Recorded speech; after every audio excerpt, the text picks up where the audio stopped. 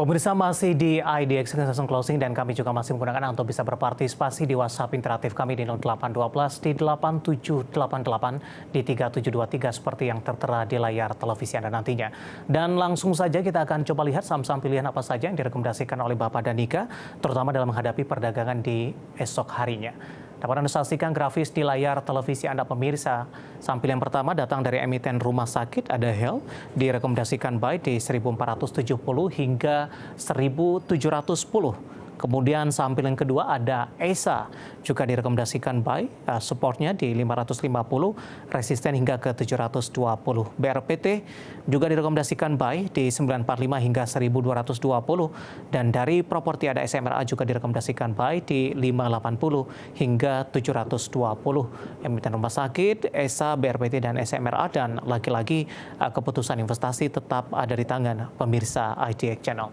Baik, kita lanjutkan kembali perbincangan bersama dengan Bapak Danika Augustasari, Financial Educator Sukor Sekuritas. Pak Danika, 4 saham pilihan yang Anda rekomendasikan, kita ke emiten rumah sakit terlebih dahulu. Pertimbangan terutama dari sisi teknikal, Pak, di tengah penguatan dari saham-saham sektor kesehatan hari ini, kenapa jatuh pilihannya kepada Medicaluka Hermina Tbk? Baik, untuk Hermina ini pada tanggal 7 November dia sudah membentuk higher high, which is dia sudah berada di uptrend, dan kemarin pada tanggal 4 Desember ini dia menyentuh support Fibonacci di 0,5 ya. Dia ada rejection di situ, dan hari ini dia break resistance candle kemarin di 1470, which is dia pertanda bahwa dia sedang swing dengan target terdekatnya itu adalah pada level resisten pada tanggal 7 November kemarin di 1575. Lalu untuk target yang lebih jauhnya berada di target Fibonacci di 1710 seperti itu. Baik, kita beralih untuk Hill ya, Pak. Ya. Oke, kita beralih ke saham pilihan kedua, ada ESA, ESA Industries Indonesia Tbk. Secara intraday di sesi pertama pada pagi tadi sempat menduduki level tertinggi di 630, namun di sesi kedua lebih cenderung tertekan, level terendah tadi di 585, posisi penutupan 595, melemah di 0,83%. Terkait dengan pelemahan yang terjadi, ada perubahan rekomendasinya untuk ESA atau masih tetap dengan rekomendasi sebelumnya, Pak Danika?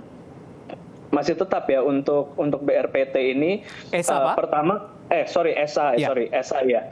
Untuk ESA ini dia sudah berada di support ya, dia sudah kena supportnya 4 kali pada tanggal 27 Juni kemarin, 9 Agustus, awal November ya, 31 Oktober, dan 30 November kemarin. Dia ini sudah terbukti kuat ya, ini si supportnya ya. Untuk levelnya ini sebenarnya bisa dicicil di bawah sini, dicicil dengan target di 660. Lalu kalau misalnya breakout sebenarnya bisa masuk lebih banyak karena dia akan membentuk namanya double bottom, which is targetnya bisa di sini saya tulis 720 ya, tapi sebenarnya bisa lebih tinggi lagi, sebenarnya bisa sampai 760 seperti itu. Baik, cicil beli di level berapa direkomendasikan untuk ESA? Di 580 sampai 610. Kalau misalnya dia turun lagi ya. Baik. Penutupan hari ini di 595 melemah di 0,83%. Kita beralih ke saham pilihan yang ketiga. Untuk BRPT, Anda juga rekomendasikan buy, Pak Danika? Baik, untuk BRPT sama, dia kemarin sudah berada di support ya, di support kuat pada tanggal 23 Oktober, lalu akhir November juga dia rebound di level yang sama. Dan untuk BRPT sebenarnya ini dia dibantu oleh anak perusahaannya TPIA dan Brand yang emang sudah terbang ya kemarin ya, which is si BRPT induknya ini sedang lagging. Jadi ini dia bisa tinggal menunggu aja sebenarnya dengan level buy di 1000, level 1000 sampai 1050, which is sekarang ya. Kalau misalnya dia turun lagi, ini bisa di buy lagi lebih banyak. Kalau misalnya besok dia naik lagi, ini bisa langsung aja di buy. Kalau misalnya risk to rewardnya, which is dia cut loss di bawah 945, kalau turun di bawah itu bisa cut loss. Kalau risk to reward ratio masih bagus, ini bisa di buy aja langsung. Baik, di tengah sentimen positif yang menaungi BRPT dengan TPIA tadi atau Brand yang sudah menguat cukup signifikan, berapa target Anda untuk BRPT sampai dengan perdagangan akhir tahun ini? Oke, untuk BRPT yang terdekat adalah 1140. Ini resisten pada tanggal 1 November.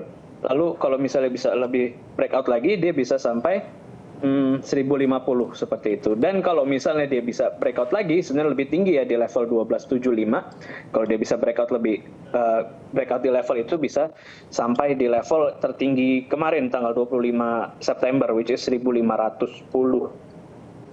Baik, dari sampel yang terakhir jatuh kepada properti, Pak Danika untuk SMRA, Pak. Penutupan hari ini melemah di 0,82% dan ditutup di level 605. Analisis Anda untuk SMRA?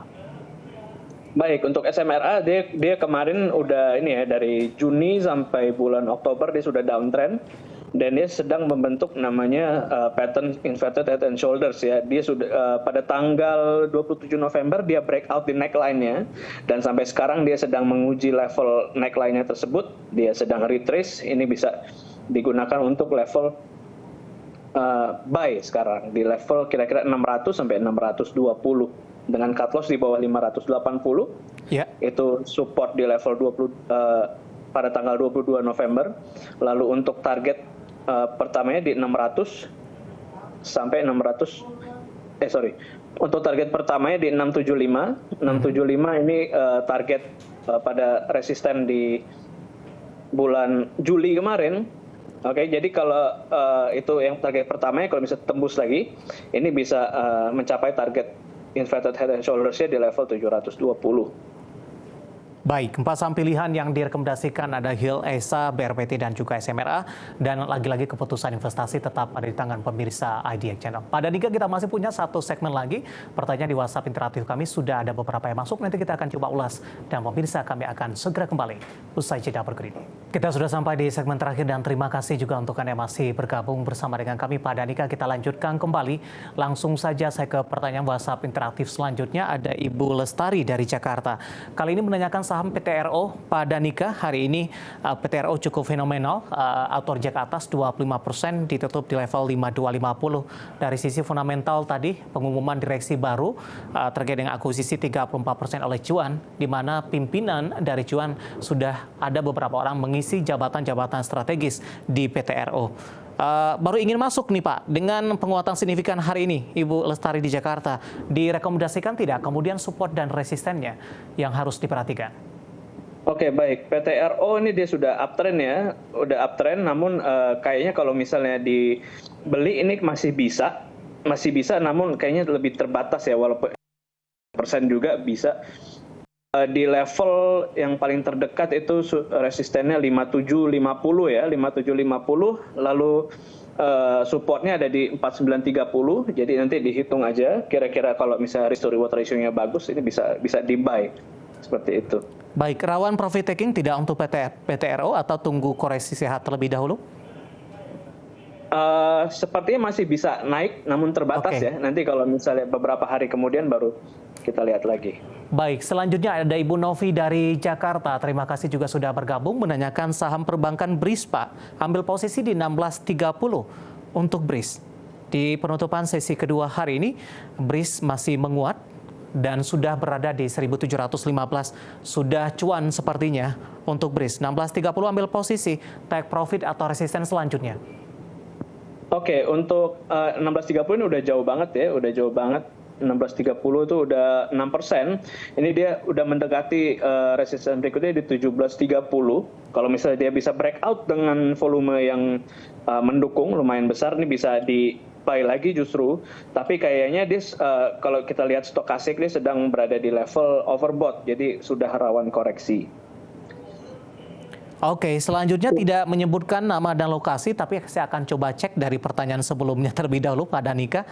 Oh, ternyata dari Bapak Samekto dari Surabaya menanyakan perbankan digital, Arto, apakah sudah bisa entry buy ini?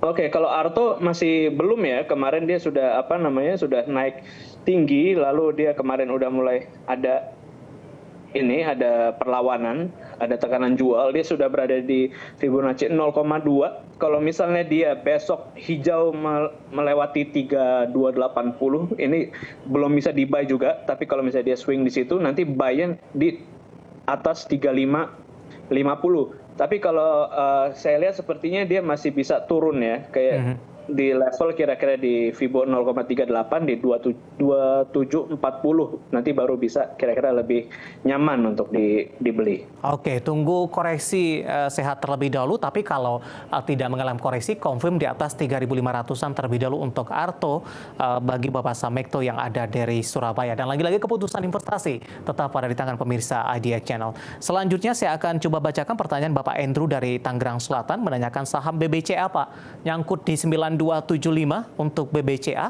Analisis Anda averaging down atau di hold saja terkait dengan prospek ke depannya Pak?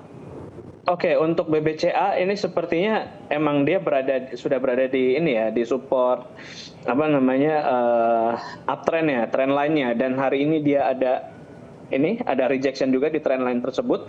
Ini bisa dicicil sebenarnya kalau BBCA ya. Untuk ke depan juga kalau kalau IHSG juga naik, nanti juga BBCA akan terbantu, apalagi nanti ada fenomena window dressing, ini bisa digunakan untuk average down. Oke. Ya. Average down di level berapa direkomendasikan nanti? Ini di level sekarang sebenarnya udah bisa sih 8.900 kira-kira sampai 8975 lah. Oke, tapi untuk jangka panjang 9275 di hold juga tidak masalah Pak Danika? Tidak masalah. Oke, selanjutnya untuk BBRI Pak, harganya di 5750 untuk BBRI, masih dari Bapak Andrew Tangerang Selatan, nyangkut juga penutupan hari ini 5450 untuk BBRI. BBRI kemarin ada gap ya sebenarnya. Kalau misalnya kemarin dia candle-nya full, sebenarnya itu adalah breakaway gap, menandakan dia sedang uptrend-nya mau lanjut lagi. Namun dia kan kemarin ada rejection ya, dan sekarang juga ada rejection. Kemungkinan dia masih bisa untuk ini menutup gap-nya ini. Namun untuk kalau misalnya dia turun ya, dia berada di neckline inverted head and shoulders kira-kira 5375. Itu kalau misalnya nyangkut bisa di average down di level situ. Baik, terakhir ada Bapak Hadi dari Surabaya, Pak, menanyakan saham Medco. Apakah sudah bisa ambil posisi di tengah pelemahan yang terjadi? Kalau Medco, saya belum bisa rekomen ya. Kalau misalnya Medco ini dia kemungkinan masih bisa turun. Kalau misalnya dia sedang strong downtrend ya, ini bisa sampai level paling rendah di 850 sih ya. Kalau misalnya itu yang lebih make sense-nya ya.